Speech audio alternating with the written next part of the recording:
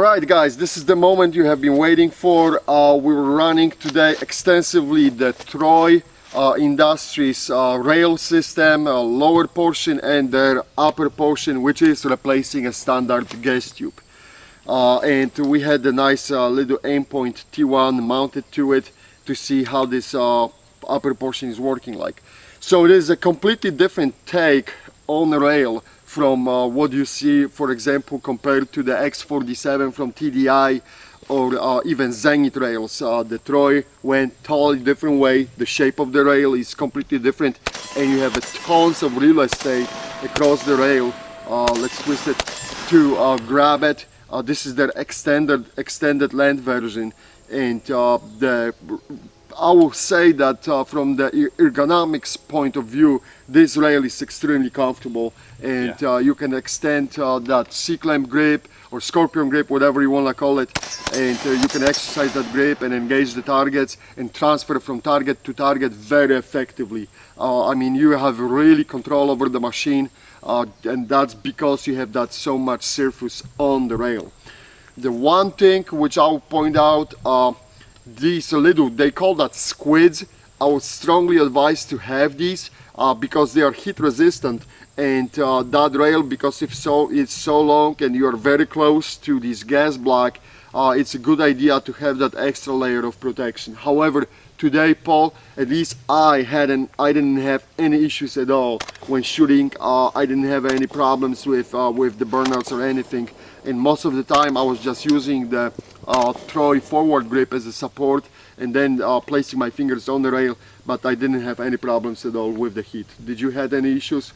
No, just like our heat torture test, I mean, it vented it out pretty well. Yes, I'm always, because the heat torture test, it's like we're doing these 90 rounds and you know, you don't really know how it works for a longer time, and today we really spent some time with that rail, and I would say that it worked out extremely well.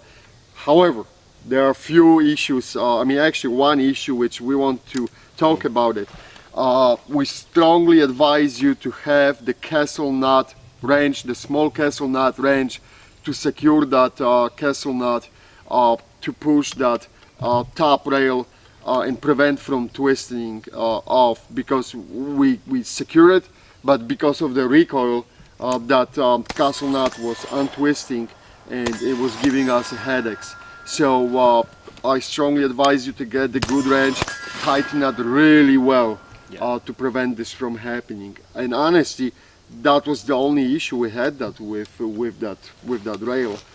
We did some crazy stuff. Paul was using it when you know, shooting and engaging targets from the different positions. I was using it when running with it.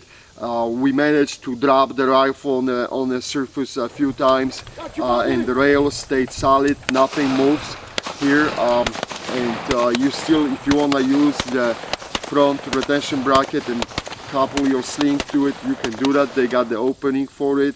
As I said, there is in all these holes, in all these little holes, you can put these little rail sections, so all these could be covered if you want to, or you can just put the squids, but I use the squids only to cover the holes where we were gripping the rifle most of the time. And I think so that you know, this lower portion of the rail worked out very well. That upper gas tube section, get the questionable, get the good tools, okay? I will take the fault on us, I'll place the fault on us. We did tighten it, but maybe we didn't tighten it enough. We'll be definitely watching, okay? But the lower portion holds up extremely well. There is no issues with the lower portion. Paul, any other observations about it? Not really. I will say we did maintain a good zero even with our castle nut issue.